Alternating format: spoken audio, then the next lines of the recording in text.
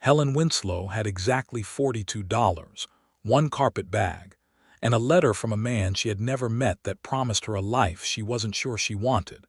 And yet there she stood on the platform of the St. Louis train station in the spring of 1882, watching the locomotive breathe its great clouds of white steam into the pale morning sky, telling herself this was the right thing to do. She was 23 years old, the eldest daughter of a Boston merchant who had gone spectacularly bankrupt the previous winter. The kind of bankrupt that stripped wallpaper from walls and sold furniture out from under you while you were still sitting on it. Her father, Charles Winslow, was not a bad man, but he was a proud one, and pride had made him take loans from men whose patience was thin and whose interest rates were not. By February, he owed more than the house was worth. By March, he had written to his old business associate in Missouri, a Mr. Gerald Hatch, who in turn had written to a gentleman acquaintance in the New Mexico Territory, one Mr. Everett Calloway, who was 41 years old, owned the First Territorial Bank of Cimarron, and was in the market for a wife of good breeding and respectable manners. Helen was considered both of those things. She was also considered quiet, dependable, and handsome in a way that did not cause trouble, which was to say she had dark brown hair, gray eyes, and a straight-backed posture that her mother had beaten into her with years of correction and the occasional ruler. What no one considered, because no one thought to ask, was whether Helen herself had any opinion on the matter. She did. She had a great many opinions. She kept them folded up inside herself the way you fold a letter you've decided not to send. The train carried her from St. Louis to Kansas City, and from Kansas City she boarded a stage to Dodge City, and from Dodge City she was told she would need to wait 2 days for a freight wagon heading south toward the territory. It was the most economical option, Mr. Hatch had written in his letter, and economy was now the order of all things in Helen's life. Dodge City in the spring of 1882 was not what Helen had imagined, which was saying something, because she had imagined it to be quite rough. She had read the newspaper accounts. She had seen the illustrations of muddy streets and hard-eyed men in wide hats. But the real thing had a smell the illustrations had left out, a combination of cattle and dust and wood smoke, and something underneath all of it that was not unpleasant, something green and wide, and open that she could not name because she had grown up in a city and had no word for the smell of a great deal of sky. She stayed at Mrs. Pruett's boarding house, which had clean sheets and weak coffee and a proprietress who asked too many questions and meant every one of them kindly. On the morning of her 3rd day, Mrs. Pruett told her the wagon was ready. "Ralph Holloway's the one driving it," Mrs. Pruett said, pouring coffee that was essentially hot water that had once looked at a coffee bean. "He's a good man, quiet, reliable, drove the route a dozen times at least." "Is he safe?" Helen asked, because that was the practical question, even if it wasn't the interesting one. "As houses," Mrs. Pruett said firmly, which Helen took to mean yes. She met Ralph Holloway in the yard behind the mercantile at 7 o'clock in the morning, and her first impression of him was that he was entirely too tall to be of much use indoors and perfectly designed for the outdoors. He was somewhere around 30 years old, broad through the shoulders, lean everywhere else, with the kind of sun-darkened skin that came from years of working under an open sky and not from any particular negligence. He had dark blonde hair that needed cutting and eyes the precise color of good creek water, which is to say green with depths in it that shifted depending on the light. He wore a battered hat that had survived experiences she could only guess at, and boots that had clearly walked a great many miles and were not done yet. He was loading crates into the wagon when she approached, and he did not stop loading them. He glanced at her once, took her measure in the efficient way that people in working occupations learn to take measure of things, and said, "You the passenger for Cimarron?" "Helen Winslow," she said, and put out her hand the way she had been taught. He looked at her outstretched hand for just a moment, not rudely, just as if he were recalibrating something, and then he wiped his own hand on the side of his trousers and shook hers. His grip was solid and brief. "Ralph Holloway, we leave in an hour. You can put your bag up front." That was the entirety of their introduction. She put her bag up front. She sat on the wagon bench with her spine very straight and her carpet bag wedged between her feet, and she watched Dodge City recede behind them as the two-horse team pulled them south into a landscape that seemed to have no intention of ending in any direction she could name. For the first hour, Ralph Holloway said nothing at all. He drove the horses with an easy competence that required very little visible effort, which she found somehow more impressive than obvious effort would have been. The horses liked him. She could see that. They moved without the nervous tension she associated with animals that weren't sure of the person holding their reins. She tried to look at the territory around her without obviously looking, which was difficult because there was so much of it, and all of it demanded looking at. The grass was turning from winter brown to spring green in slow waves, and the sky above was the kind of blue that seemed almost aggressive in its blueness, the kind of blue that did not exist in Boston, except in paintings that everyone agreed were slightly overdone. "Have you driven this route many times?" she finally asked, because silence was something she could tolerate in measured amounts, but they had been traveling for the better part of an hour and she was not, at her core, a person who enjoyed sitting next to another person and pretending they were furniture. 12, 13 times, he said. "And is it typically this quiet?" He glanced at her sideways.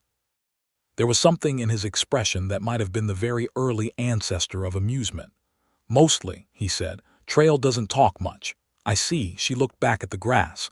"I am told the journey will take approximately 8 days, give or take.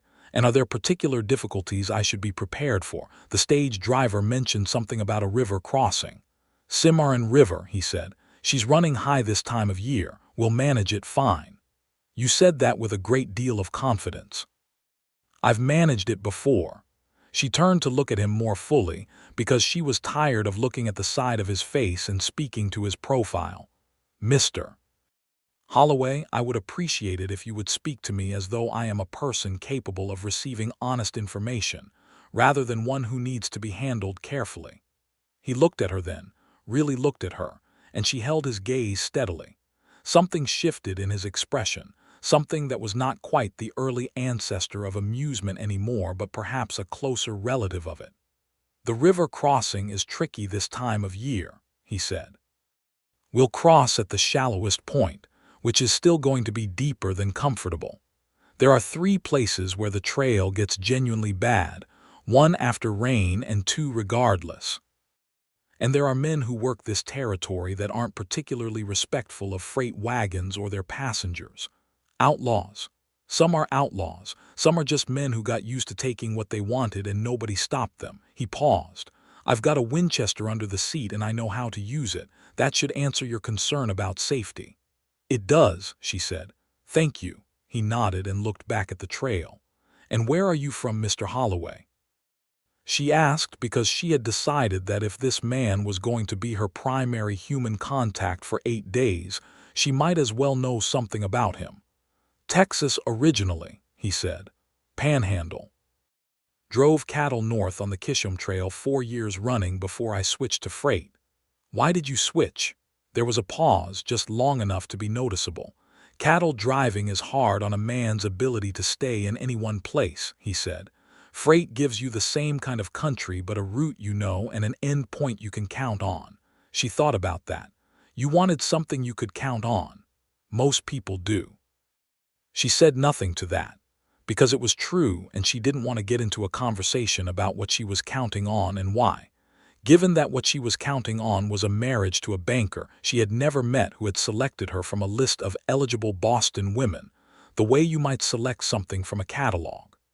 They made camp that first evening beside a cottonwood creek that Ralph found with the ease of a man who knew the land well enough to read it. He unhitched the horses and watered them and picketed them in the grass with an efficiency that required no instruction and no applause. Helen watched him and then, because she was not a woman who believed in sitting still while other people worked, she began gathering firewood from the creek bank.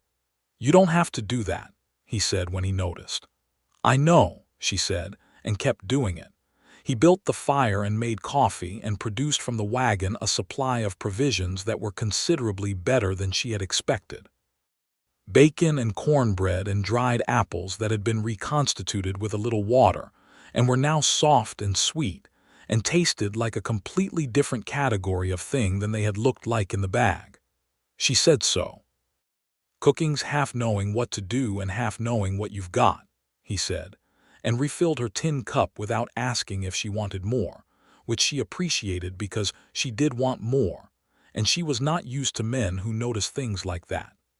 They sat on opposite sides of the fire in the manner of people who are observing propriety while existing in circumstances that do not technically require it. The sky above them was doing something extraordinary, turning from blue to orange to a shade of pink that she was fairly sure did not have a name in English, or if it did she didn't know it. "The sunsets are different here," she said. "No mountains to block them," he said. "Sky goes all the way to the ground." She looked at him across the fire. The firelight did interesting things to his face, made it sharper and warmer at the same time. "Have you ever been east?" she asked. "Once. Got as far as St. Louis on business. Didn't care for it much." "What didn't you care for?" "Everything being so near to everything else," he said. "Buildings all crowded together. Streets full of people going in every direction. Felt like the world was closing in."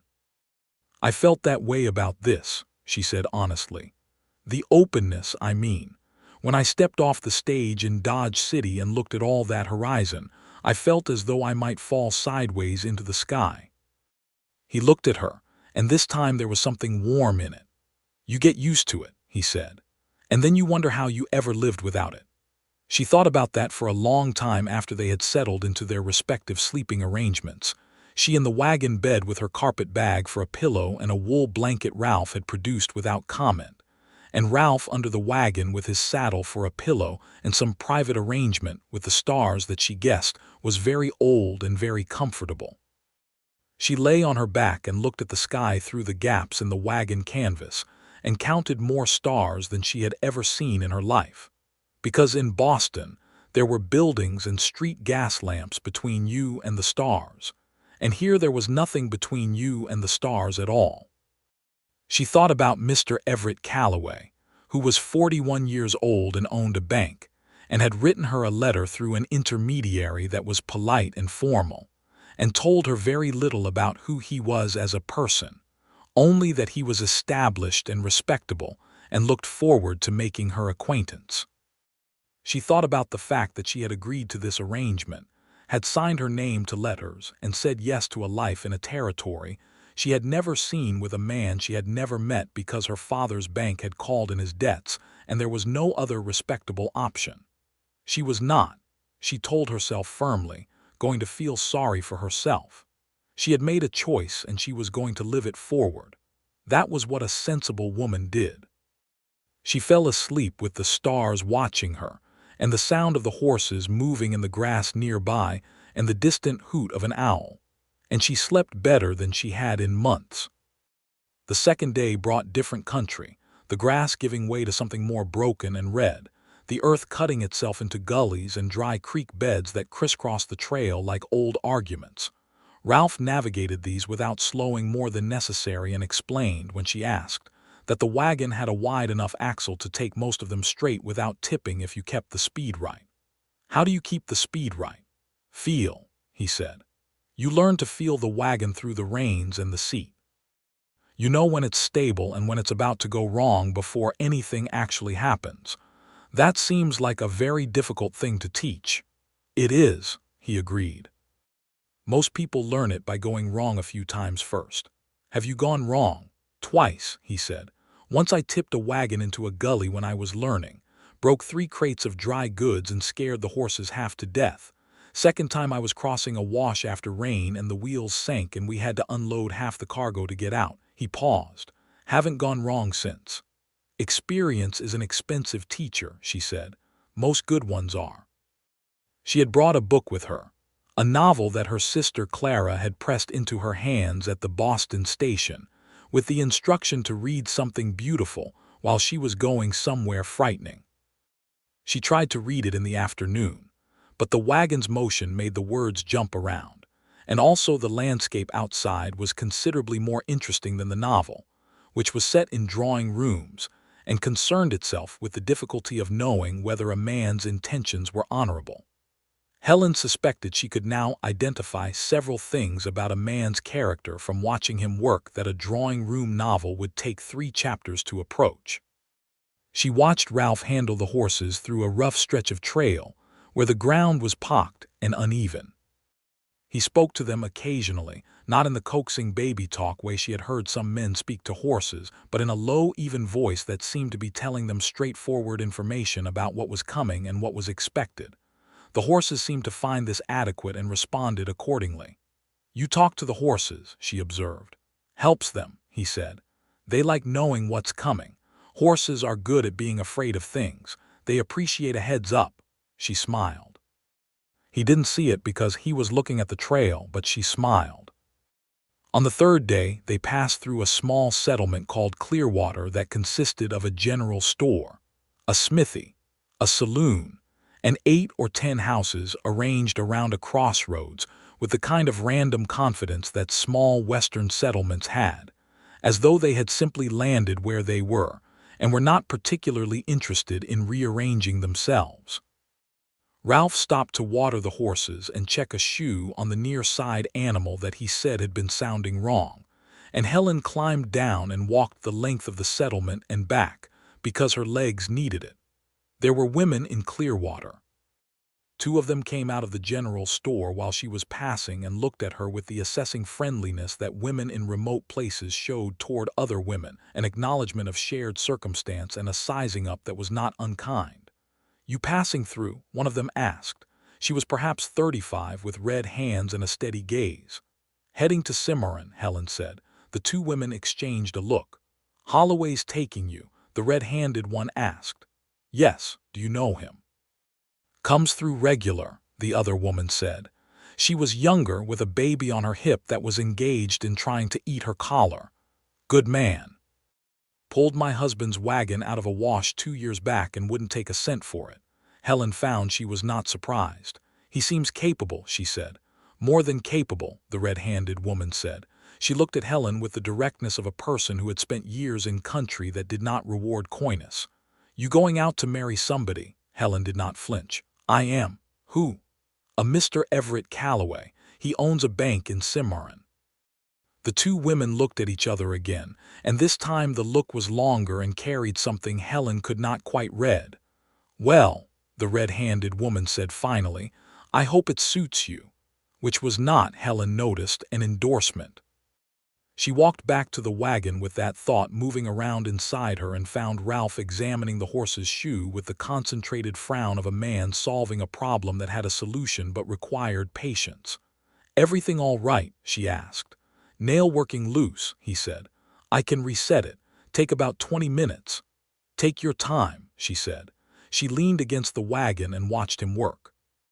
He had removed his coat in the warm morning sun, and she could see the lean efficiency of his arms and shoulders as he lifted the horse's hoof and worked at the nail with a small tool from a leather kit. His hands were careful and sure. "Mr. Holloway," she said, because the question was sitting in her mouth and wouldn't stay politely behind her teeth. "Do you know Mr. Everett Calloway?" He went still for just a moment. Then he continued working. "Know of him," he said. And what?" "You went still when I said his name. I'd like to know what that means." He set the horse's hoof down and straightened and looked at her with his creekwater eyes in the bright morning sun, and she could see that he was deciding something. "He's a man of business," Ralph said finally. "Runs a tight operation. Bank's been in Cimarron since the territory opened up. He's got influence." "That's not what you went still about." He looked at her for a moment longer. "He's not a man people argue with," he said.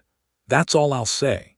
She understood that was all she was going to get on the subject, and she filed the information away and did not push further, because Ralph Holloway was an honest man, and if he was choosing not to say more it was probably because he was also a fair one and did not want to speak badly of a man based on rumor. They drove on. The Cimarron River crossing happened on the 4th day, and it was everything Ralph had warned her it would be, and then some. The river was running high and brown with spring melt, carrying broken branches and general urgency through a channel that was technically fordable at the shallow point but felt, when you were sitting in a wagon being pulled through it by two horses who had strong opinions about the whole situation, like a considerably more ambitious proposition than that. Ralph drove them in steady and slow, talking to the horses in that low, even way, keeping them moving when they wanted to balk, reading the riverbed through the wheels with the feel he had described. The water came up over the wagon floor and soaked Helen's boots and the bottom of her skirt, and she gripped the seat rail with both hands and did not make a sound. She was not going to be the kind of woman who screamed at a river crossing. Halfway across, the near horse stumbled on something under the water and lurched sideways, and the wagon tilted sharply to the right, and Helen's grip on the seat rail was the only thing that kept her from going into the river. Ralph had the reins in both hands and his voice was sharp and clear and steady all at once, and the horse found its footing and surged forward, and the wagon righted itself, and they came out the other side on a gravel bank with the water streaming off the wheels and the horses blowing hard and both of them sitting in a moment of pure aftermath. "That," Ralph said, and then stopped. "Yes," Helen agreed, from a place slightly above where her heart was now hammering. He looked at her. She looked at him. She was wet from the knees down and her hair had come half loose from its pins from the lurching of the wagon, and she was gripping the seat rail so hard her knuckles were white, and he looked at her with something in his expression that she had not seen there before. Something that was not amusement and was not assessment and was not professional competence. Something that was, if she was being honest with herself, closer to concern. Real concern. The kind that comes from actually minding what happens to a person. "Are you all right?" he asked. "I am," she said. "Are the horses?" He looked at the horses, who were indeed all right, and the way something shifted in his expression when she asked about the horses rather than, say, about her bag or her dress or any of the things a woman might be expected to fret about told her something. She wasn't sure what exactly, but something.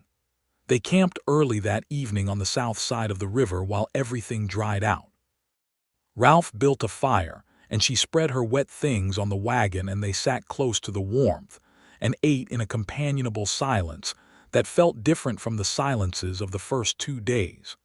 Those had been the silences of strangers. This one was the silence of people who had been through something together. "You didn't panic," he said at length. "I was very much panicking on the inside," she said honestly. "Couldn't tell." "That's the thing about having been raised in a household that expected composure," she said. "You learn to panic very quietly." He looked at her sideways. The firelight was doing its evening work on his face again. "Where'd you grow up?" "Boston," she said. "My father was a merchant, fabrics mostly. He had a good business for many years." She paused, and then he didn't. She was not sure why she told him the truth of it, except that there was something about sitting beside a fire in a territory with no buildings in sight that made the ordinary social reasons for concealment seem very far away and not particularly relevant. "And so he made arrangements," Ralph said. "It was not a question. He wrote to a man he knew, who wrote to another man, who wrote to Mr. Calloway, who wrote back asking for my particulars." She kept her voice perfectly even. "My particulars were apparently satisfactory. He chose you from a list. I believe there were 3 of us on the list. I was the eldest, which I suppose recommended me as being the most settled. Or perhaps just the most available." There was a silence. "That's a hard thing," Ralph said quietly. "Many things are hard," she said. "That doesn't particularly distinguish it." "No," he said. "I suppose not." He turned his tin cup in his hands. "But some hard things are harder than others is all I mean." She looked at him because she did not want to look at the fire right now, and she found he was already looking at her with that expression that was not professional competence. "Yes," she said softly, "some are." She looked away first, because something about the way he was looking at her made her chest feel strange in a way that was not appropriate to the situation and certainly not useful. On the 5th day, they were stopped. It happened in the early afternoon in a narrow section of trail between 2 red rock walls. the kind of natural feature that looked like scenery from a distance, and became something else entirely when three men on horseback materialized at the far end of it and walked their horses toward the wagon with the unhurried confidence of men who had done this kind of thing before. Helen's heart went tight. She did not move, and she did not make a sound. Ralph had already assessed the situation. She could feel it in the slight shift of his posture, the way his hands on the reins changed from relaxed to ready without becoming tense, like a man who has tuned an instrument.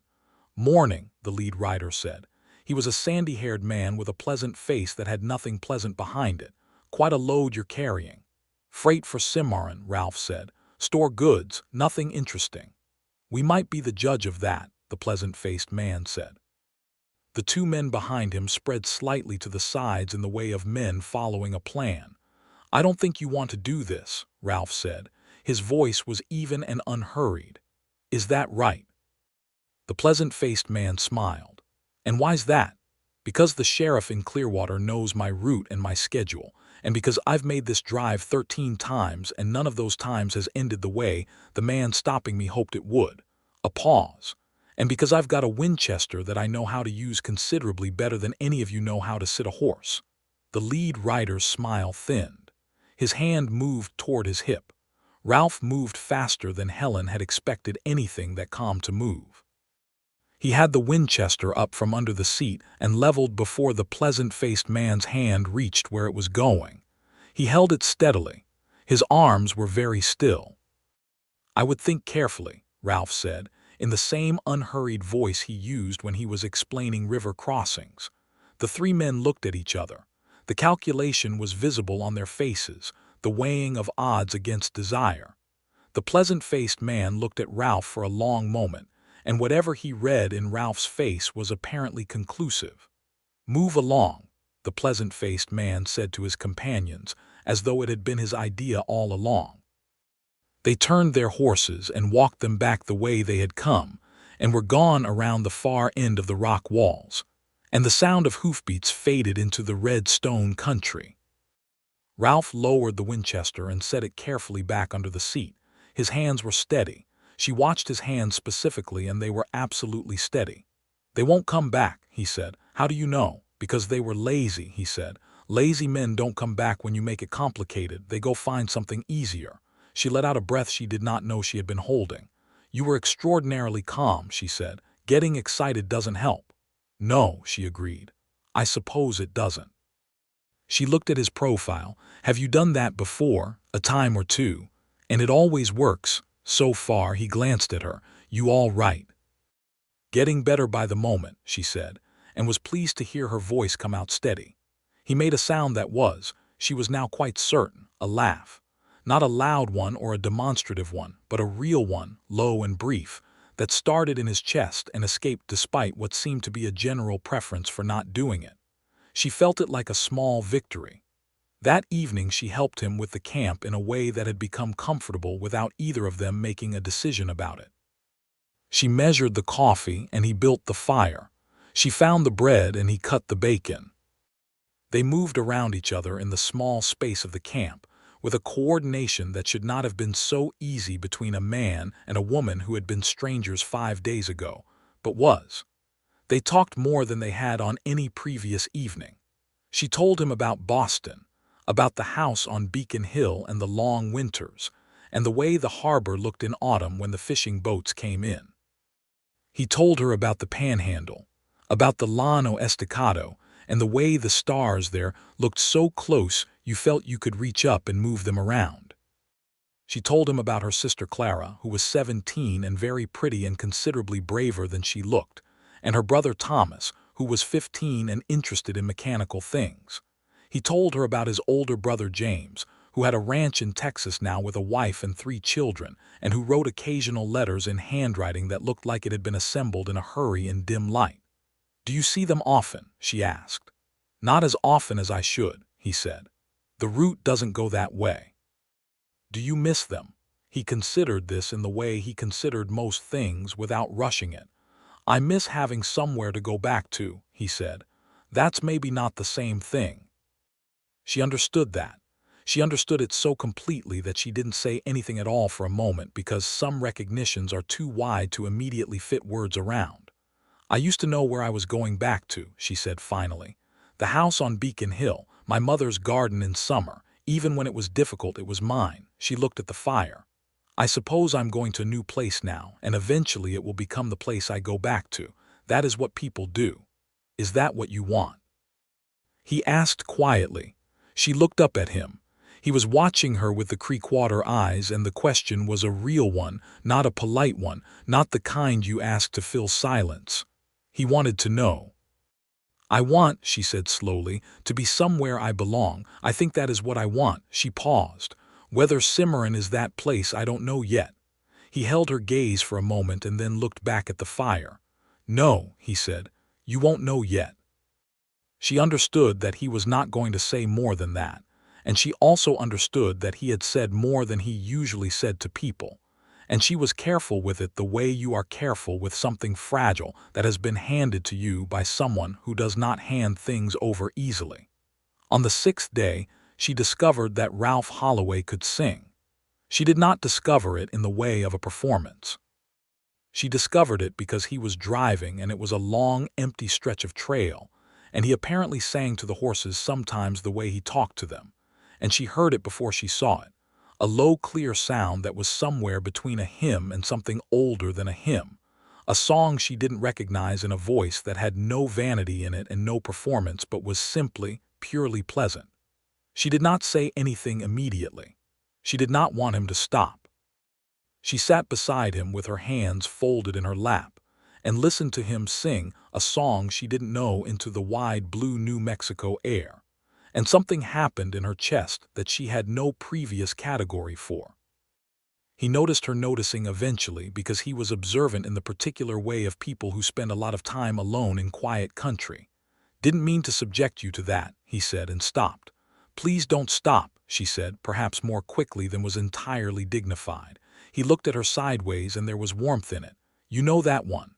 "I don't know any of it. I don't even know what it's called." "Old Cattle Song," he said. "Don't rightly know where it comes from. Somebody taught it to me on the trail, and somebody else taught it to them, and it's been going west for years, I expect." "It's beautiful," she said, and the word was too small for what she meant, but it was the word she had. He looked at her for a moment, and then he looked back at the trail, and he sang it again from the beginning, this time at a volume she could actually hear properly, and she sat beside him in the June sun on a freight wagon in the New Mexico territory, 80 miles from the life she had arranged for herself and approximately 1,000 miles from the life she had left, and listened to a man she had known for 6 days sing a song without a known origin into the enormous sky, and felt something she had not expected to feel. She felt, without any warning and with no time to prepare for it, completely and entirely alive. The thought came to her in that same moment and would not be ignored. She did not want to arrive in Cimarron. She pushed the thought away immediately and kept her face arranged in the pleasant, composed expression that she had spent 23 years perfecting, and told herself firmly that what she was feeling was the disorientation of travel and the natural romantic effect of a wide landscape and an unfamiliar situation, and that it would pass. It did not pass. On the evening of the 6th day, after supper and after the fire had burned down to coals and the horses were picketed and the stars had come out in their uncountable multitude, Ralph asked her something. "What were you going to do?" he said. "If things had been different, if your father hadn't lost the business, what were you going to do?" She thought about it. "Teach," she said after a moment. "I was good at it. I helped my sister and brother with their lessons, and I read everything I could get my hands on, and I was good at explaining things." She paused. "I thought about it seriously for a while. There are schools that take women teachers, good ones, and I thought about going through the training." "Why didn't you?" "There wasn't time," she said. "By the time the business was in real trouble, we needed a solution faster than a teacher's training could provide." She said it matter-of-factly because it was a matter of fact. "That's a real loss," he said. She turned to look at him. "You mean it," she said. "Why wouldn't I?" Most men would say something about teaching being a fine occupation for a young woman before marriage, she said, or something about how I'll have plenty to occupy me as a wife. That's not the same thing, he said. Wanting to do something that you're good at and having it taken from you isn't made better by being given something else to do. She stared at him. She was aware that her composure, which had been a wall for 6 days, was developing cracks that she was not entirely motivated to repair. No, she said quietly. It's not. She looked down at her hands. I don't know why you're so easy to talk to. Probably because I'm not going to tell anyone, he said simply. She laughed. She didn't mean to, and it was not a small, polite laugh but an actual one, a laugh that came from a real place and sounded like herself. That is the most honest reason I have ever been given for anything, she said. Smiled at her, and it was the first time she had seen him smile fully, not the almost amused expression or the warmth that came close to a smile, but the actual thing, and it changed his face entirely. It made it open and young and something she had not been prepared for. She looked away at the coals. Ralph, she said, and then stopped because she had used his first name without thinking, and the sound of it in her own voice surprised her. He didn't comment on it. Yes, he said. How many more days? She asked. 2, he said. Day after tomorrow we'll see Cimarron from the ridge. 2 days, she nodded. I see, she said, and went to the wagon to sleep, and lay under the stars for a long time not sleeping. On the 7th day, a young man from one of the outlying homesteads came galloping along the trail in a state of considerable excitement, and pulled his horse up beside the wagon, and asked Ralph if he had seen a gray mare with a white stocking on the left fore, because she had gotten out of the paddock 3 days ago and hadn't come home. Ralph said he hadn't seen the mare but described 3 places to the north and west, where horses in his experience tended to shelter when they went on their own, and the young man thanked him and galloped off again. You know where every horse shelter is in this territory? Helen asked. Not every one, he said, but you pay attention long enough and the country shows you where the easy places are. Horses and cattle go to the same places people would go if they had to find water and shade. That's a kind thing you did, she said, for him. He's worried about his horse, Ralph said simply. She was quiet for a moment. You don't do kind things because they're kind, do you? She said. You do them because they're obvious. He thought about this.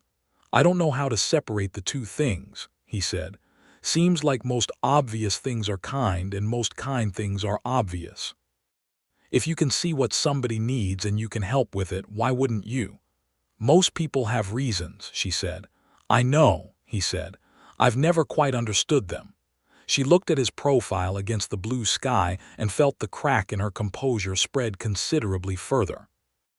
In the early afternoon of the 7th day, they stopped at a small spring to water the horses, and while the horses drank, Ralph stood beside them and she sat on a flat rock near the water and they talked, not about Boston or Texas or arranged marriages or any of the large things that had been circling their campfires, but about small things. About the way the light looked on the red rock to the west. About whether the spring tasted of iron or of something cleaner. About a hawk that was riding a thermal above them in slow, patient circles. What does he see from up there? She mused. Everything, Ralph said. He sees all of it. Where the mice are running, where the rabbits have been, what moved through the grass 2 hours ago. That seems like a great deal to hold in a small head. Maybe it just looks like dinner from that height, he said. She laughed again, and he smiled again, and then they were looking at each other, and the moment went on a beat longer than it should have, long enough for the quality of it to change into something else, something that neither of them did anything about because neither of them was going to be the person who did something about it, for reasons that were different and the same. She was engaged, in the practical sense, to a man she had never met who was waiting for her in Cimarron with a house, and a bank account, and arrangements made. He was a man who drove freight wagons and knew the land and lived in the spaces between places, and she was a passenger on his route and in his protection, and there were things you did not do to people in your care, no matter what your heart was making of the situation. So she looked away at the hawk, and he looked back at the horses, and they loaded back into the wagon and drove on. That seventh evening was the strangest one. Strange because it was the last full evening and both of them knew it, and the knowledge changed the shape of the silence between them, made it heavier, made the ordinary things she had come to find comfort in, the fire building, the coffee measuring, the way he handed her things without looking, the way she knew exactly where to be in the small economy of the camp, so she wasn't in his way and he wasn't in hers, made all of it feel precious in a way that was going to be a problem. She was sitting beside the fire after supper, looking at the coals, and she was thinking that she had never in her life been as comfortable with another person as she was with this man, and that she was going to arrive in Cimarron tomorrow and be introduced to a stranger who had selected her from a list, and that she was going to do it anyway because she had made a commitment, and her family needed the stability it would bring, and there was no version of this story in which she did otherwise. "Helen," Ralph said. She looked up at him. He was sitting across the fire, and he was looking at her with an expression she had not seen on him before. An expression in which there was nothing held back, no assessment or competence or careful even quality. He just looked at her, and what was in his face was clear and honest, and it hit her like the river crossing, like the moment when the wagon tilted and only her grip on the rail kept her from going in. "I need to tell you something," he said. "And I'm going to tell you the truth, and then I'm not going to say anything else about it, because it wouldn't be right to say more." "All right," she said. Her voice was very quiet. "I've driven a great many passengers in the years I've been working this route," he said. "And I've met a great many people in the years before that on the trail and in every town between Texas and Kansas. And I have never—" He stopped. He looked at the fire for a moment and then back at her. "I have never met anyone like you. And I'm not talking about the way you look, which is its own matter. I'm talking about the way you think and the way you speak and the way you asked about the horses after the river instead of about your bag. The way you didn't scream when those men stopped us. The way you know things and say them straight and don't pretend to be less than you are." She could not speak. Her throat was doing something. "I know what you're riding toward," he said. "And I know it's not my business, and I know you're a woman who does what she says she'll do. I just needed you to know that, that's all." He picked up his coffee cup. "I won't say it again." The fire crackled between them. An owl called somewhere in the dark. The horses moved in the grass. "Ralph," she said, and her voice was not composed. "Don't," he said gently. "Don't say anything you can't unsay." She pressed her lips together. She looked at him across the fire, and the firelight was doing its work, and she felt something that she knew, with the absolute certainty of someone who has never felt it before, and therefore recognizes it immediately because there is nothing else it could be, was love. Complete and unexpected and entirely inconvenient. "I won't," she said. They sat beside the fire until the coals went gray, and then they went to their separate places and lay in the dark, and neither of them slept well. The next morning they broke camp in the quiet, efficient way they had been breaking camp for 7 days, and it was harder than any of the other mornings because it was the last one and they both knew it. They drove in silence for the first 2 hours, not the comfortable silence of the early days or the weighted silence of the previous evening, but something else, something that was both of those things and also something sadder. The silence of people who have arrived at the edge of a thing and are staying on their side of it. At a little past 9 in the morning, Ralph pulled the horses up at a rise in the land and pointed south, and she looked, and there was Cimarron below them. A proper town, larger than Clearwater, with a main street and a church steeple, and what looked like a bank building with a stone front and a hotel, and perhaps 30 or 40 structures spread around them. It looked from this distance like civilization, like the kind of settled, established, expected life that a woman in her position was supposed to be grateful to be heading toward. She looked at it for a long time. Then she said, "Let's go down." He clicked to the horses and they went down the ridge road and into the town, and the town received them the way small western towns received freight wagons, with practical interest. Men looked up from what they were doing. A woman outside the dry goods store shielded her eyes. A boy of perhaps 10 ran alongside the wagon for half a block because that was what boys that age did. Ralph pulled up in front of a square stone building with a painted sign that said First Territorial Bank of Cimarron, and below it, in smaller letters, ECALLOWAY, Proprietor. He set the brake and wrapped the reins and climbed down and came around to her side and put up his hand to help her down. She took it. She was aware of his hand holding hers, warm and solid, and she stepped down to the street and he let go, and she was standing on the main street of Cimarron, New Mexico Territory in the year 1882, with 8 days of travel and one entirely unexpected heart behind her. The bank door opened. Everett Calloway was 41 years old.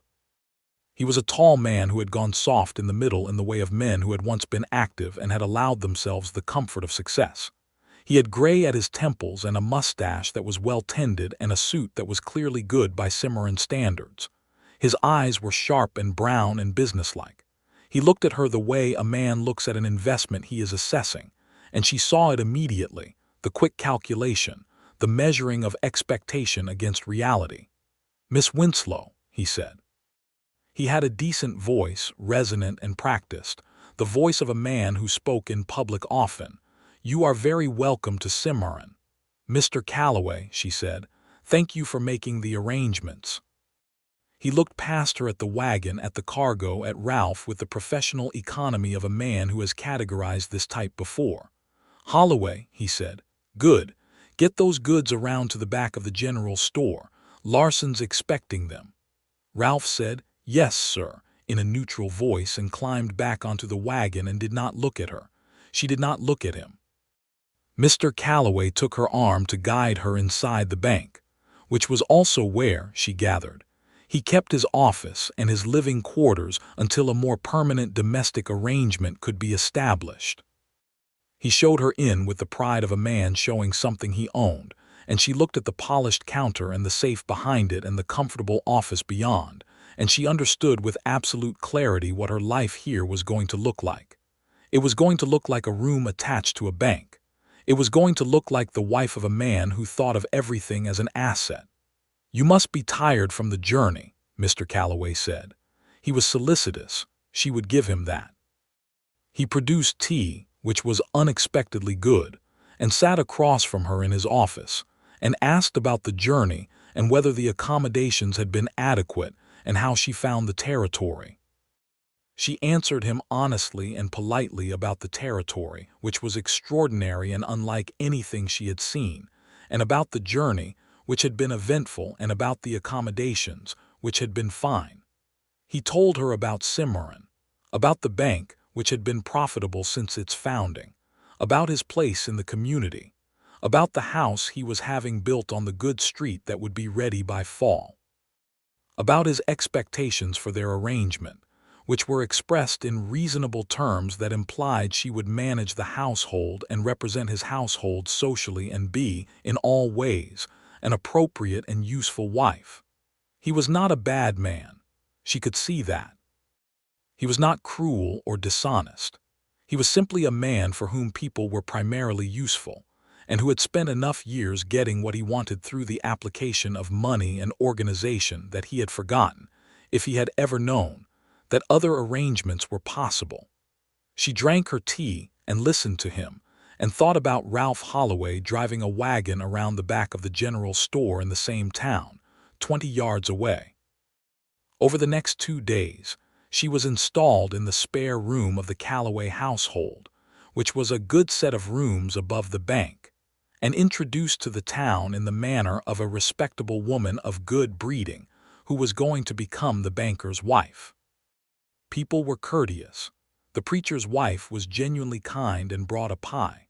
The doctor's wife invited her to a sewing circle meeting and meant it warmly.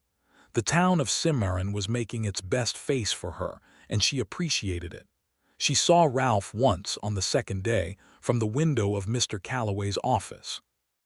He was walking his horses from the general store toward the stable at the end of the street, and he moved through the town the way he moved through the country, with an easy economy that was impossible to mistake.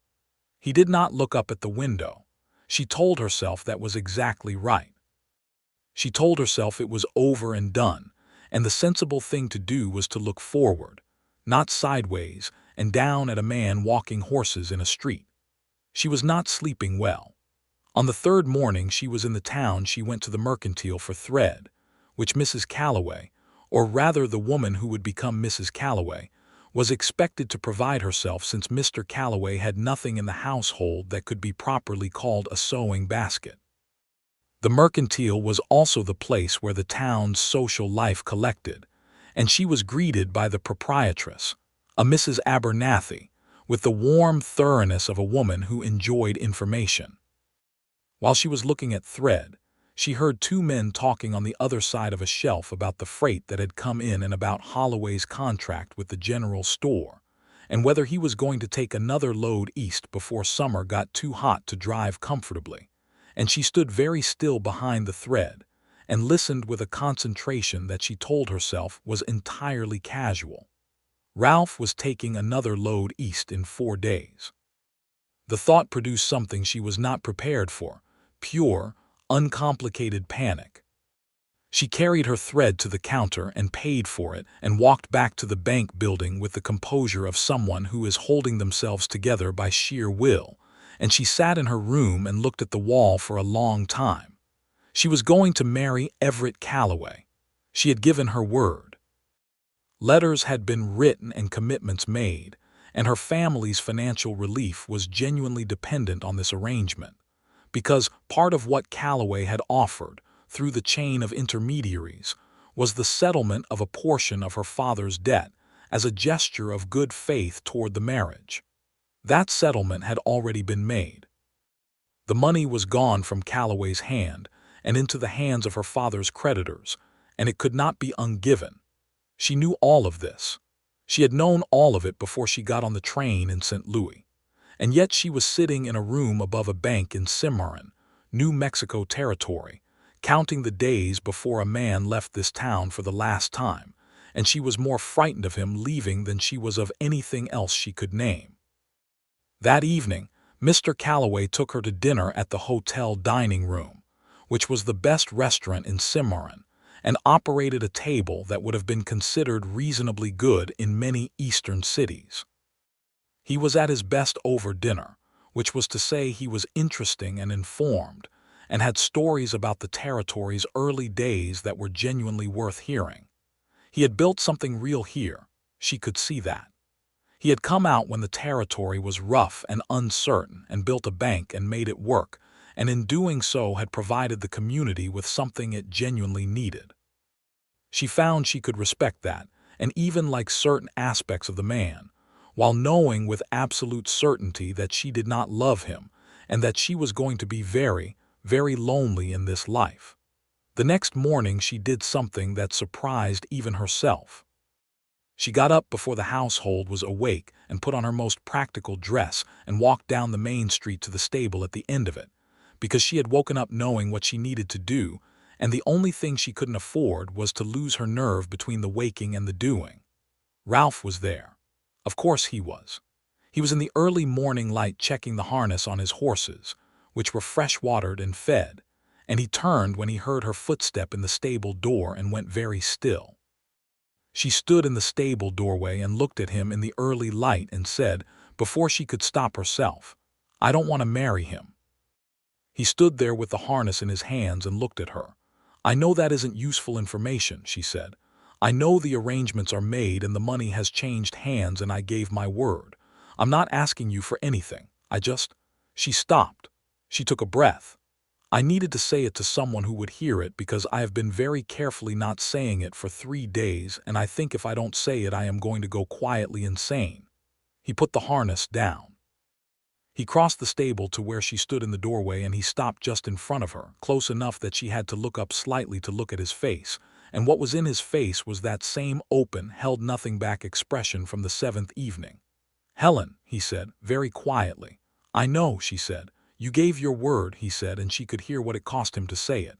"I know. And the money." "I know." He was quiet for a moment. Then he said, "What kind of man is he?" "To you specifically, not to the town." She thought about it honestly. "Not unkind," she said. Not cruel, he sees me as useful and well-chosen and appropriate. He does not see me. She paused. Would probably be a reasonable husband for a woman who wanted what he's offering. Some women would be very content. But not you, not me. He reached up and very carefully pushed a strand of hair back from her face where it had come loose from her braid in the morning. His touch was so gentle it barely existed. Then he stepped back and his expression closed down to something careful. "What do you want to do?" he said. "I don't know if I can undo it," she said. "The money?" "No," he said. "Maybe not." He was thinking, she could see it, the same careful, methodical way he thought about river crossings and trail problems. The settlement he made, it was conditional on the marriage. "I don't know," she said. "I never saw the actual correspondence. It went through Mr. Hatch." "Then you need to know," he said. "Before you do anything, you need to know exactly what the terms were." She stared at him. "You're not saying don't marry him." "I'm not saying marry him either," he said. "I'm saying know what you're actually dealing with before you decide what you can and can't undo." It was the most practical and the most compassionate thing anyone had said to her in months, and she felt tears in her eyes for the first time in the entire journey, which surprised her because she had thought she was done with tears. "All right," she said. She blinked them back. "I'll write to Mr. Hatch. You've got time," he said. "I'm not leaving for 4 days." She looked at him. "And if the money was conditional, if it has to go back," he held her gaze. "Then the question is whether your father can manage to replace it another way. Can he?" "I don't know your father," Ralph said. "Do you think he can?" She thought about her father. She thought about the man who had made terrible financial decisions from a place of pride, but who was also the man who had taught her to read with his knee as her chair, and who had argued on her behalf when her school said girls didn't need Greek, and had cried quietly at the train station in Boston when he put her on the train for St. Louis so quietly she might have missed it except that she knew his face. "He's not as helpless as he's been acting," she said slowly. "He had a business for 30 years that worked. He made mistakes, but the knowledge is still there. He'd need capital to start again." "How much?" "Considerably less than Calloway's settlement," she said. Ralph nodded. He was thinking. "I know men in St. Louis," he said. "Merchants, freighters, men who know people. It's not nothing, but it's something. It might be a direction." She looked at him. "Why would you do that?" He looked back at her with that plain, honest gaze. "You know why," he said. The morning light was coming through the stable door and laying itself across the old wood and the horses and the straw and the two of them standing in it, and she thought she had never seen anything so ordinary that was also so completely extraordinary. "I'm going to talk to Mr. Calloway," she said. He nodded. "Today," she said. He nodded again. She went back to the bank building, and she sat in her room, and she wrote a letter to Mr. Gerald Hatch in Missouri, very clearly asking for the exact terms of the agreement between her father and Mr.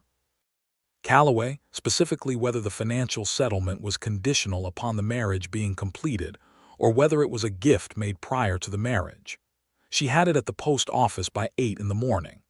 Then she went to Mr. Calloway's office, and she knocked on the door and she told him, in the plainest terms she could manage, that she needed to speak with him. He received her with the benign confidence of a man who does not expect problems at this stage of the proceedings.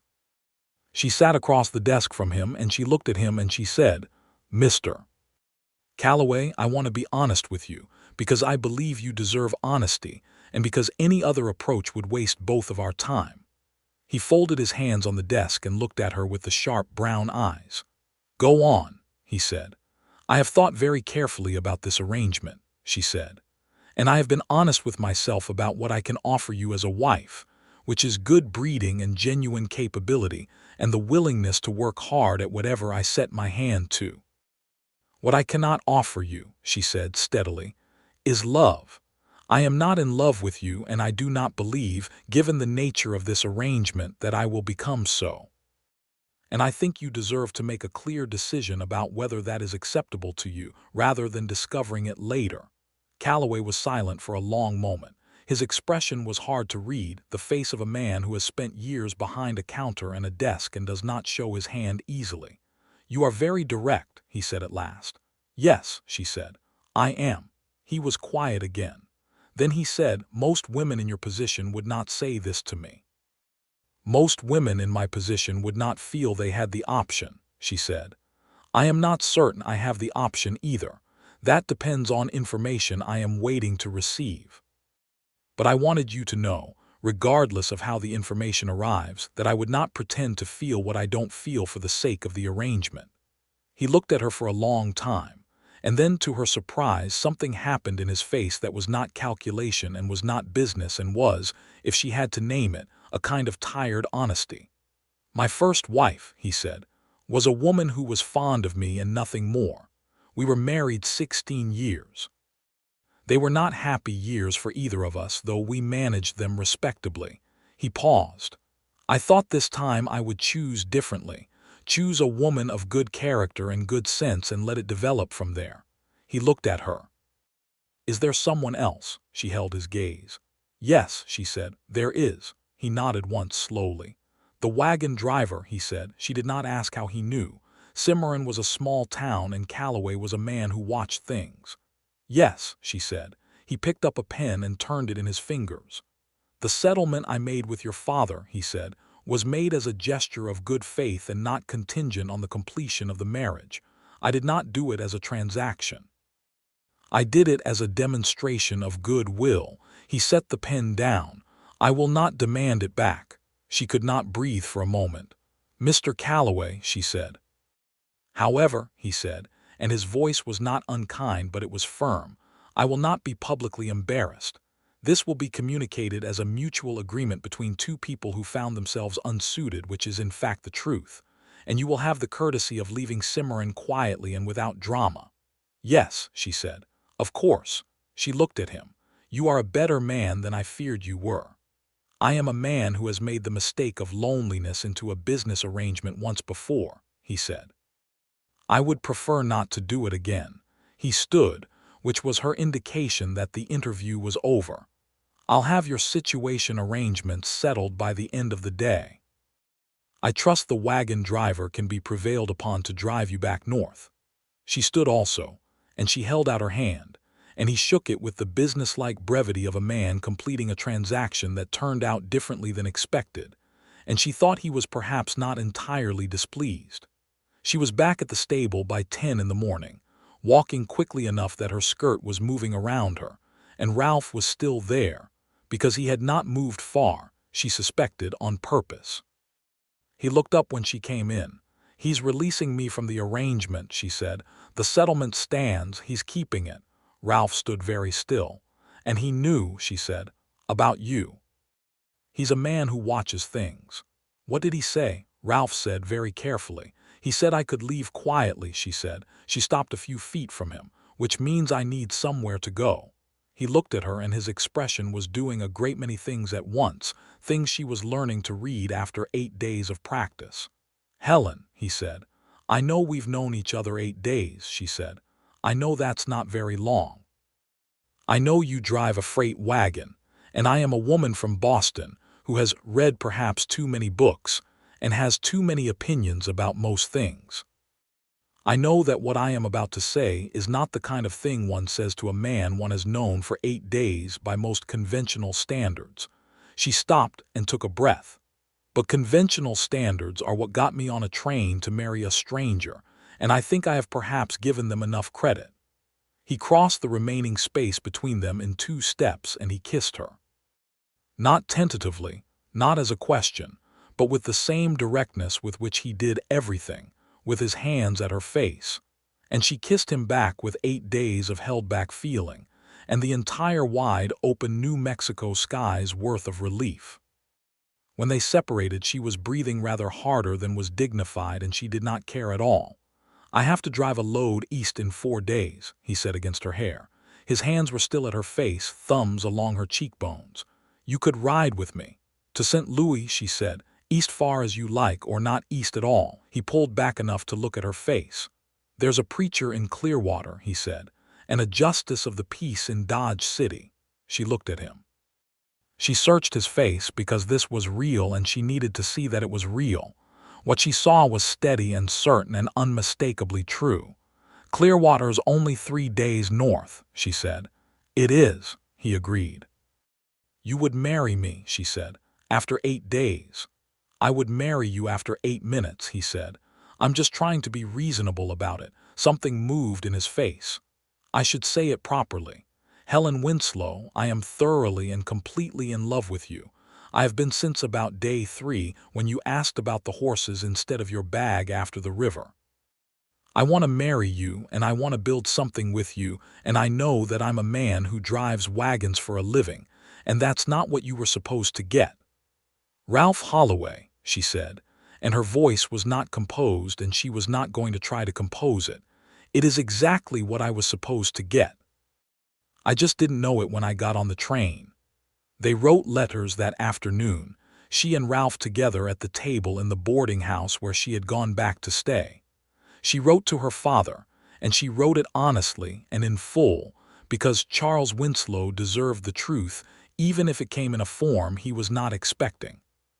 She told him that the Calloway arrangement had been dissolved by mutual agreement, that Calloway's settlement stood, and the debts remained settled, and that she was going to marry a man named Ralph Holloway who drove freight wagons between Dodge City and the New Mexico Territory, and who was kind and capable and honest, and who loved her.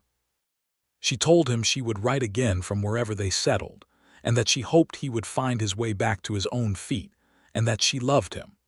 Ralph wrote to his brother James in Texas, a letter that was shorter and more direct, saying he was getting married and he hoped James's family were well, and that he would come to Texas in the fall if the route allowed. They left Cimarron the morning of the following day, before the town was fully awake. Mr. Calloway stood on the step of the bank building and watched them go, and Helen looked back once and nodded to him, and he nodded back, and then the wagon turned north and Cimarron was behind them. She sat beside Ralph on the wagon bench in the early morning sun, not separated by the careful distance of the journey south but close, her arm against his arm, and he drove with one hand on the reins and the other around her shoulders, which was an inefficient way to drive a wagon and completely the right thing to do. "Are you afraid?" he asked her.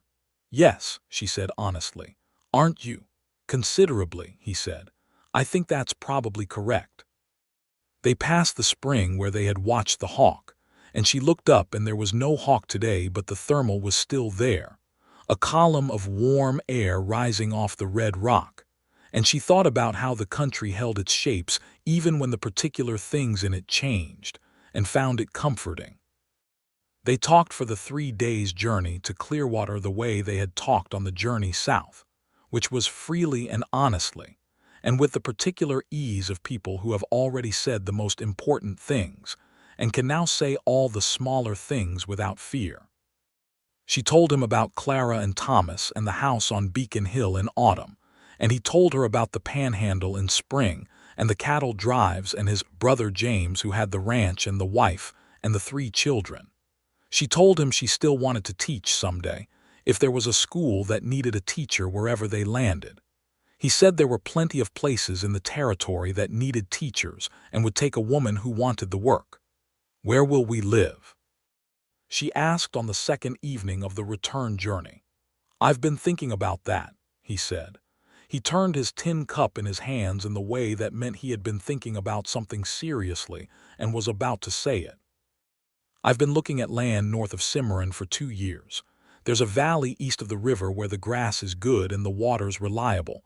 I had it in mind as a someday thing, a small ranch maybe, something to come back to. Instead of the root, I'd keep the root for a while," he said, "until we had enough set aside, but a ranch, something permanent, a place to go back to." He glanced at her sideways. "What do you think?" She looked at the fire. She thought about the smell of the territory, that green, wide open smell she hadn't had a word for in the beginning, and about the hawk on the thermal, and about the way the grass went from brown to green in slow waves. She thought about a valley east of the river with good grass and reliable water. "I think," she said slowly, "that a school in a valley east of the river would serve the families already settling that country." He looked at her. "A small ranch and a school," she said. "That sounds like a complete thing."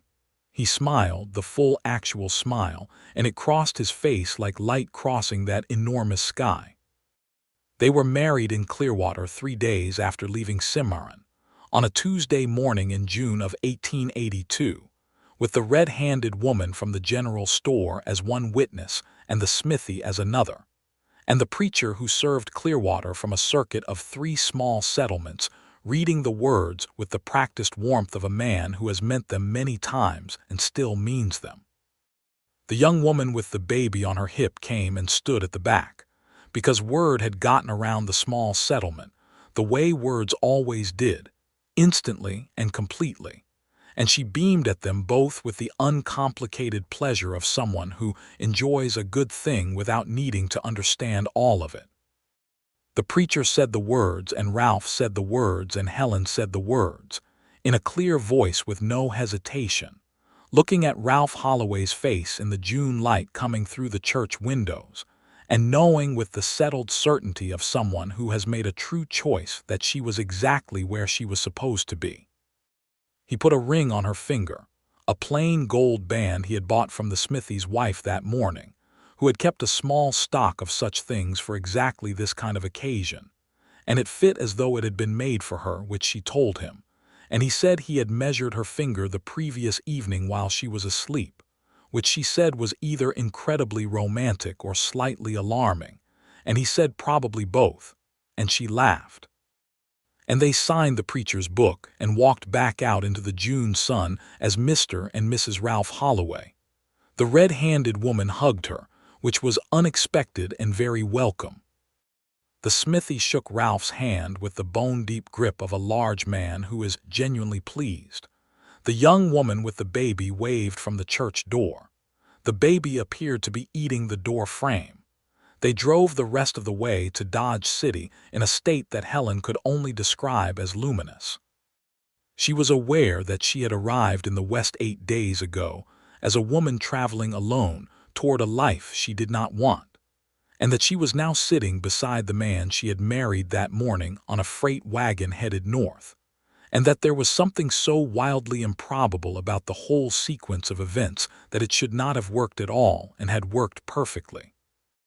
In Dodge City, they stayed at Mrs. Pruitt's boarding house for 2 nights while Ralph arranged for his next load and sent messages along his route, and Mrs. Pruitt, who had told her Ralph Holloway was as safe as houses, received the information of their marriage with a satisfaction so complete it bordered on proprietary. "I knew it," she said, and poured very weak coffee for both of them. "I knew it when I looked at the 2 of you. I thought to myself, that is a situation that is going to change." "You thought nothing of the kind," Ralph said, with the amusement that was now no longer the very early ancestor of itself, but the full-grown, genuine article. "I thought it very quietly, Mrs. Pruitt said, deep where you couldn't tell." Helen wrote to her father again from Dodge City, a letter with more detail than the first, describing Ralph and the territory and the plan for the valley east of the Cimarron River with its good grass and reliable water. She wrote to Clara, who she knew would be the one to read the interesting parts aloud to the family with appropriate drama. She wrote carefully and honestly about all of it, including the part where she had sat beside a fire for 8 evenings falling in love with a man who drove a wagon and sang cattle songs to the horses, because Clara was 17 and deserved to know that love came in unexpected shapes from unexpected directions. Clara's reply, which reached her 2 months later at the address Ralph had established for them in Dodge City, said that she had read the letter aloud 3 times and cried at all of it in the most satisfying way, and that father had cried also, but only once and quietly as was his custom, and that Thomas wanted to know everything about the horses and the wagon and whether Ralph had ever been in a real gunfight. Helen also heard, in that same batch of mail, from Gerald Hatch in Missouri, who wrote to say he was gratified that the arrangements had resolved themselves to everyone's satisfaction, which was perhaps the most understated summary of the situation she had ever encountered, and who noted that Charles Winslow had already been in contact with 2 of Hatch's business associates regarding a new enterprise in textile importing that showed considerable promise. Her father was finding his feet. She read that letter 3 times, and felt something loosen in her chest that she had not known was tight until it let go. Through the summer and into the autumn of 1882, Ralph drove his routes and Helen set up what she privately thought of as their provisional headquarters in the rooms above a Dodge City boarding house, which was not the valley east of the Cimarron River, but was a good place to plan from. She was not a woman built for idleness, and she found occupation quickly. She helped Mrs. Prout with correspondence, which was considerable, and she tutored 2 of the children on the street in reading and arithmetic, which satisfied the part of her that had always wanted to teach. And she read everything she could find about the territory and its settlements and the families moving into it, because if she was going to teach there, she wanted to understand what she would be teaching into. Ralph came home from his routes and told her about what he was seeing in the territory, where the families were settling and what they needed, and where the land was good. He had spoken to a man who owned property in the valley he had been watching, and the price was within reach if they were careful for another 8 months. She had her own money now, or rather they had her money, because she had written to her father about the small savings she had kept from the years when she had helped manage the household accounts, money that was technically hers, and that had been held in a Boston bank. Charles Winslow had arranged for it to be forwarded west, and had added to it a sum that was more than she had expected, with a note that said only, "For the beginning of things, from your father, with love and pride." She sat with that letter for a long time. When Ralph came home that evening, she showed it to him, and he read it, and then looked at her with eyes that understood everything she was feeling without her needing to say it. He put his arm around her, and she leaned against him, and they sat in the room above the boarding house, while the Kansas evening came in through the window, and the money from Boston, and the money saved from freight routes, and the plan for a valley east of the Cimarron River all arranged themselves in her mind into something that looked increasingly like a real thing. By the spring of 1883, they were ready. The land purchase happened on a Thursday in April, signed and stamped by a land agent in Cimarron, who remembered Helen from her brief and somewhat notorious earlier visit, and had the good grace not to mention it. The valley was everything Ralph had described, green grass running to the river on one side and rising to red rock country on the other, with a reliable spring near the center and 2 old cottonwood trees of enormous age and dignity that she immediately decided were the location of the house. They built the house that summer with help from 2 neighboring families who were already settled in the valley and who understood that helping someone build in your country was how you built the country. Ralph was good with his hands in the way he was good with everything, practically and without fuss. Helen was good with plans, which was what she was good with, and the combination worked. The house was not large, but it was solidly built and had a south-facing window in the main room that filled it with light in the winter mornings, which she had specified as a requirement, and Ralph had figured out how to build. A school came the following year, not a building yet but Helen teaching in the house itself, 6 children from the 3 families within riding distance, in the mornings from 8 to noon. She taught reading and arithmetic and geography, and whatever history she could make interesting, which was all of it, because history was just the story of people and places, and she had spent enough time in places, and with people to know that the story was always interesting if you told it right. More families moved into the valley through 1883 and into 1884, and the school grew, and by the late summer of 1884, the neighboring families had raised a proper school building between them, not large but real, with real desks and a real board and Helen's name on a notice that said Helen Holloway, school teacher, which she looked at for a long time the day they put it up, and felt something she could not have put into words with the vocabulary she had at the time. She found the words later. She was a woman who could do the thing she was built to do, in the place she had found herself belonging to, beside the person she loved. That was what the feeling was. Their son was born in October of 1884, a large, healthy boy with Ralph's green eyes and Helen's straight-back stubbornness, which she could see in him before he was a week old. They named him Thomas Charles Holloway, for her brother and her father, and Charles Winslow, who received this news in Boston by letter, wrote back to say he was gratified beyond his ability to express, and that he was coming to visit in the spring if the trains went far enough west by then, which they did. Charles Winslow arrived in the New Mexico Territory in the spring of 1885, a man who looked older than Helen remembered but stood straighter than he had the last time she saw him, which was to say the pride that had once broken him was healing into something better, something quieter and more earned. He stepped off the stage in Cimarron, and she was there to meet him with a wagon, and when he saw her his face did the thing it had done at the Boston train station, the quiet thing, except this time she was close enough to hug him, and she did. He stayed 2 weeks. He met Ralph on the first day, and the two men took each other's measure in the way of men who both love the same person and need to establish that they mean well by her. And by the second day, they were in the yard together working on a fence that needed mending, talking about cattle and weather and business in the way of men who have found common ground faster than expected.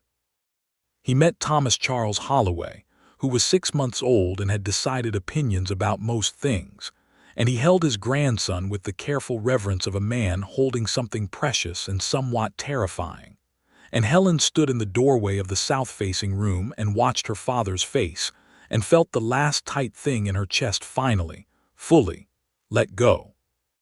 On his second-to-last evening, her father sat with her on the step of the house while Ralph put Thomas Charles to bed inside, and the valley was doing its evening thing, the light going gold across the grass, the river shining in the distance, the red rock country going dark at the edges. "You are happy," her father said. "Not a question. I am," she said. "I worried," he said. "All the way here on the train I worried that I had sold you wrong, that it was my failure and you were paying for it." She looked at him.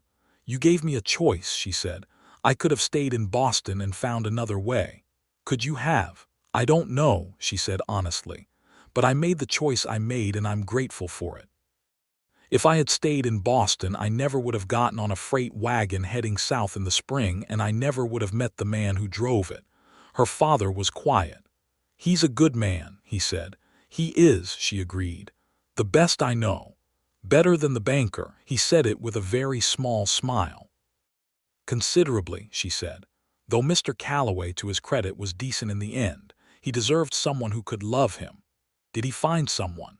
"I heard from Mrs. Prout that he married a widow from Taos the following year," she said. "Someone who had already decided what she wanted and went out and found it. They are reportedly very suited." Her father nodded. He looked at the valley, the gold and red and green of it, the enormous sky doing its evening work. "I understand why you love it here," he said. "It's very large. You get used to it," she said, "and then you wonder how you ever lived without it." She heard Ralph's voice in that as she said it and smiled. Ralph came out and sat beside her, the three of them on the step of the house in the evening light, and Thomas Charles could be heard inside in the decisive way of a 6-month-old who has been put down and has views about it. And Ralph looked at Helen over her father's head with the Creekwater eyes, and the expression that had become as familiar to her as breathing, and was still, every time, something she could not quite believe was hers. Clara and Thomas visited the following summer of 1886, Clara being now 21, and Thomas being 19, both of them wide-eyed at the territory and the school and the horses, and the general improbability of their eldest sister's life. Clara cried at the school building with Helen's name on it. Thomas immediately began asking Ralph if he could drive the wagon, and Ralph taught him to feel the wagon through the reins the way he had once described to Helen, with the patience of a man who genuinely enjoyed teaching people things. Helen watched Ralph teach her brother to drive a wagon and felt the kind of full, quiet happiness that does not announce itself, but simply exists in the bones, the kind that is not an event but a condition, the state of a life that is going in the right direction. Their second child was a daughter, born in the autumn of 1886, who came into the world in the early morning with the dawn light coming through the south-facing window and making the room gold. They named her Louisa Clara, for Ralph's mother who had died when he was young, and for Clara, who was 21 and was going to be insufferably pleased. Helen wrote to Clara before she had even finished her first cup of coffee, sitting up in bed with the baby and the pen, because some news cannot wait for a more convenient hour. Thomas Charles, who was now 2 years old and had become, as 2-year-olds do, a compact force of personal will, was brought in to meet his sister and received her with the slightly suspicious assessment of someone who suspects this new situation is going to change the arrangements in ways that require monitoring. He touched her face with one careful finger. She made a face at him. He laughed. That was the beginning of a relationship that would last their entire lives. Ralph stood in the doorway of the room and looked at his wife and his daughter and his son, and his face was the open, unguarded face that Helen had learned to recognize as his truest one, the one that appeared when he was not being competent or careful or professionally reliable but simply himself. And she looked back at him, and the south-facing window was making everything gold, and she thought, "This is the thing. This right here. This is what the 8 days on the wagon were the beginning of." In the winter of 1887, a letter came from Boston with news that stopped her breath. Her father's new textile enterprise had succeeded. Had succeeded not modestly but substantially, with a partnership arrangement that had turned the original small capital into something real. Charles Winslow had, in his 61st year, rebuilt what the bad years had taken, not to its original size, which had been inflated and unsustainable, but to something better, something solid and modest and actually his. He wrote to say that he was paying off the last of the old debts himself, including making a private payment to Everett Calloway, with whom he had opened a correspondence on his own initiative, settling what he felt was a moral debt, even if Calloway had declined to treat it as a legal one. Calloway had apparently received this with the dignity of a man who keeps his word, and the matter was closed. Her father said he could sleep now, which he had not been able to do fully since the winter of 1881. She sat with that letter in the south-facing room, while Thomas Charles and Louisa Clara slept in the afternoon, and she thought about closed chapters and open doors, and the particular grace of things resolving themselves into something better than they were before the crisis. The way a riverbed after a flood settles into a new configuration that is often, though not always, deeper and more clear. Ralph found her there when he came in from the corral, still with his coat on, and looked at her face and then at the letter and sat down beside her. She gave him the letter. He read it. He put his arm around her. They sat in the afternoon quiet with the children sleeping and the valley outside in its winter state, the grass pale and the river running low, and the sky doing its vast blue thing above all of it. And the feeling in the room was one she wanted to put in a letter to someone, but could not adequately have described. By 1888, the school had 8 children from 5 families, and Helen had applied to the territory's education board for formal recognition, and received it, which meant a small salary that she put directly into the house's fund for a proper second room, because Thomas Charles was 3 and Louisa Clara was 2, and both of them had distinct opinions about their living arrangements. The freight operation was changing. The railroad was pushing south, and the nature of the routes Ralph had driven for years was shifting, some of them becoming obsolete as the trains connected points that had once been only reachable by wagon. He had seen it coming. He had been planning ahead of it the way he planned most things, with the quiet efficiency of a man who reads the country and adjusts. The ranch was the future he had been building toward, and it was becoming real. They had cattle now, not many enough to start. He had 2 men working with him who were good at the work and honest, which was the combination Ralph insisted on, telling her once that a man could learn most skills, but honesty was something you either had or had to choose, and the men who had chosen it tended to hold to it better under pressure than the men who had been taught it. She agreed with him, because she agreed with him about most things, and on the things she didn't she said so, and they argued with the particular pleasure of two people who respect each other's minds, and are not afraid of disagreement, because they are entirely sure of the foundation underneath the argument. They argued, she remembered, about whether to plant the garden on the east side of the house or the south, and about whether to buy the new heavy wagon or maintain the old one another year, and about whether Thomas Charles should be allowed to have a dog given that he was 3, and his track record with consistent responsibility was mixed. They argued about all of these things and settled them all in the way of people who are genuinely trying to find the right answer rather than win, and almost always landed somewhere better than either of them had started. Thomas Charles got the dog. He was responsible. The dog was his shadow for the next 12 years. In the spring of 1889, Helen stood at the door of the school building with the new students starting their first term, and felt the particular satisfaction of having arrived somewhere she was supposed to be. 6 years ago, she had been on a train platform in St. Louis, 23 years old with $42 and a carpet bag and a letter from a stranger. Now she was 29 years old with a husband she loved and a ranch in a valley east of the Cimarron River, and a school with her name on it and 2 children who were, she thought, likely to be remarkable in whatever way they chose. She thought, not for the first time, about the injustice of her situation and others like it. The fact that women of her class and time were regularly arranged like furniture, placed where they were useful, their intelligence and their wanting not consulted, and often not even acknowledged. She had been fortunate in ways that many women were not. She had the particular luck of an honest man at the end of a hard journey, and she knew it. She had tried to use that luck usefully, in the school and in the way she raised her children, and in the letters she occasionally wrote to women she knew back east who were facing the same kind of arrangements she had faced, letters that said, among other things, "You are allowed to know what you want and to say it, and the world will not always listen, but sometimes it will, and it is worth the saying."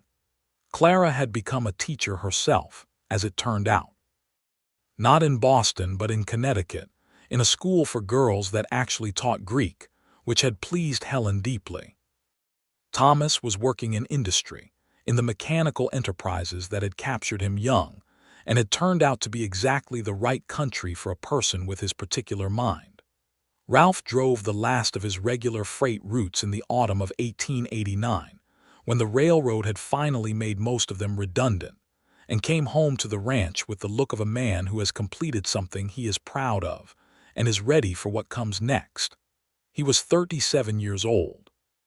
He was still lean in the way of men who work outdoors, still had the creekwater eyes, still had the hair that needed cutting, still had the quiet, efficient way of moving through the world that she had found so compelling on a Dodge City morning 7 years before.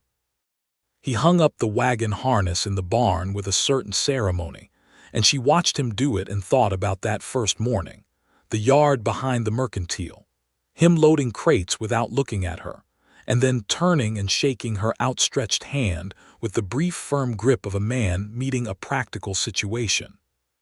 He turned from the harness and found her watching him and smiled, and it was still the full smile, still the one that started somewhere deep and came up through his face like light, and she still felt it in the same place she had felt it the first time he aimed it at her. "Well," he said. "Well," she agreed. "I expect the cattle are going to need considerably more attention now that I've got the time for them." "I expect they are," she said. He came across the barn to her and took her face in his hands, exactly as he had in the stable in Cimarron on a June morning 7 years ago, and looked at her with the open, unguarded face. "Are you happy?" he said. It was the same question her father had asked her on the step of the house in the evening light, and it deserved the same true answer. "I am," she said. "Completely." He kissed her in the barn with the autumn light coming through the gaps in the boards and the harness hanging on the wall and the horses present and indifferent in the way of horses, and she kissed him back with the full weight of 7 years of the best life she could have constructed if she had been given the construction of it from the beginning. Which she had decided she had been, just not in the way she had expected. That winter was a good one. Cold and clear and full of the particular pleasures of a house that is warm because people who love each other built it to be warm. Thomas Charles, who was 5, had started coming to school in the mornings and discovering that reading was a skill that opened things up in a way he approved of.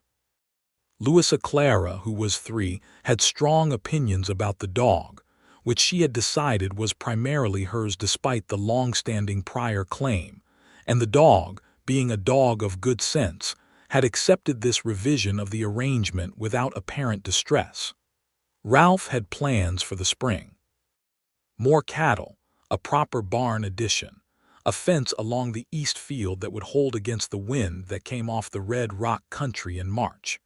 He talked through the plans in the evenings by the fire the way he had once talked through root problems on the trail, with the same careful, methodical pleasure of a man who enjoys thinking about things he is going to do. She had plans also. The school needed a second teacher, as the valley continued to fill with families, and she had written to the Territory Education Board about a position and had received an encouraging reply.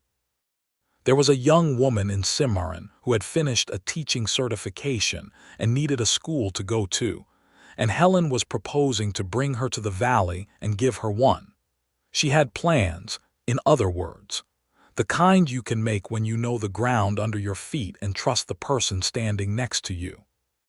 On the last evening of 1889, they put the children to bed and sat by the fire together the way they had sat by 100 fires, though the fire now had a proper stone hearth around it, and a mantel with a few books and a photograph taken in Cimarron by a traveling photographer the previous summer, in which Ralph looked slightly alarmed by the process, and Helen looked composed, and their children looked like people who had decided to participate on their own terms. Ralph had his arm around her and she had her head against his shoulder, and they were both looking at the fire, and the new year was somewhere near, and the valley was quiet outside, and the cattle were in the pasture, and the school had her name on it, and the children were asleep. "What do you think next year looks like?" she asked. He thought about it. "Bigger," he said. "Better, more of this." She smiled against his shoulder. "That is an excellent plan. You have a better one." "No," she said. "I think more of this is exactly right." He pressed his lips to the top of her head and she closed her eyes. And outside the valley, the New Mexico night was going about its enormous business. Stars uncountable, sky going all the way to the ground, wind moving through the grass in the long, low way of the territory wind.